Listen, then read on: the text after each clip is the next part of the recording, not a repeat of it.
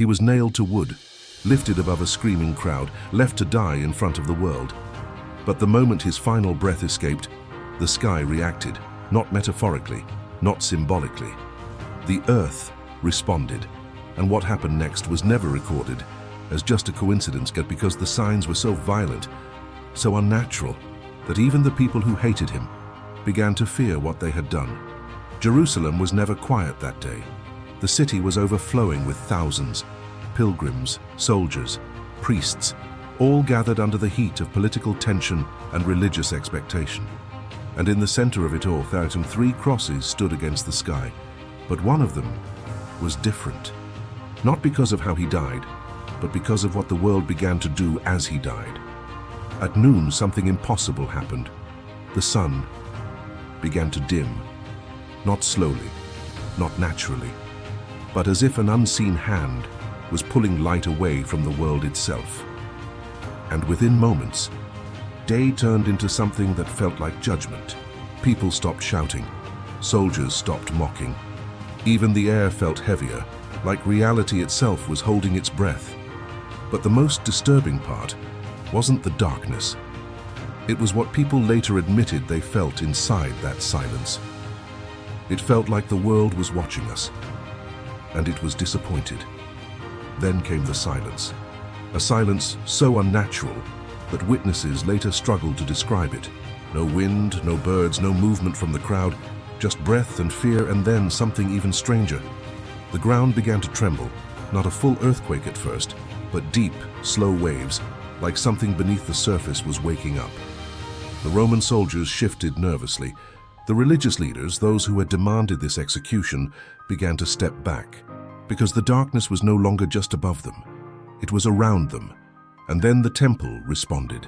Inside the sacred heart of the city, a massive veil, thick, reinforced, separating the holy from the rest, ripped in two, not torn by human hands, not damaged over time, but split from top to bottom, perfectly, as if something above humanity had reached down and removed the boundary entirely.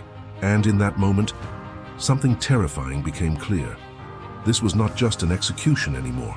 This was a reaction. At the exact moment Jesus gave his final breath, he didn't die like others. He spoke, a final declaration, a final release. And then, everything changed.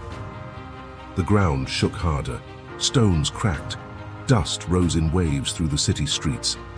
Some witnesses ran, others fell to their knees. Even hardened soldiers trained for war, brutality, and death began to say something no one expected. Surely, this man was not what we thought he was. But the most disturbing reaction came after, not from the crowd, but from nature itself. Tombs began to shift. Graves, sealed and untouched, began to show signs of movement, as if death itself was no longer stable. And in the silence that followed, one question spread through every mind. If the world reacted like this, what exactly had just happened on that cross? Because this wasn't just destruction. It was symbolism made physical. The darkness and wasn't just the absence of light. It was the weight of something unresolved. The tearing of the temple veil wasn't just damage. It represented something far deeper, the removal of separation, the breaking of boundaries that had defined belief for generations. And the earthquake had felt less like punishment and more like reality recalibrating itself, as if the world could no longer remain the same after witnessing what had just occurred. Even those who didn't believe struggled with one thought they could not escape. If this was just a man dying, why did everything react like it was the end of something far bigger?